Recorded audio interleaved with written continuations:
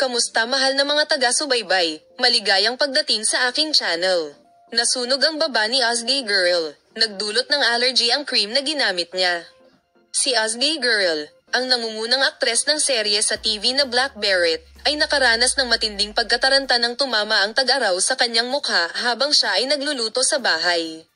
Si Ozgay Girl ay ibinahagi ni Bir Senador Altentas. Ang shooting ng seryeng Black Beret ng TRT Tabi, na pinagbibidahan ni na Ozgay Girl at Ilhan Senador, ay makukumpleto sa ika-18 ng Enero. Ang matagumpay na aktres, nasasali sa huling shooting ng isang pelikulang nilagdaan ng CNP Films sa Gaziantep, ay nagtamo ng paso sa kanyang mukha habang nagluluto sa kanyang tahanan.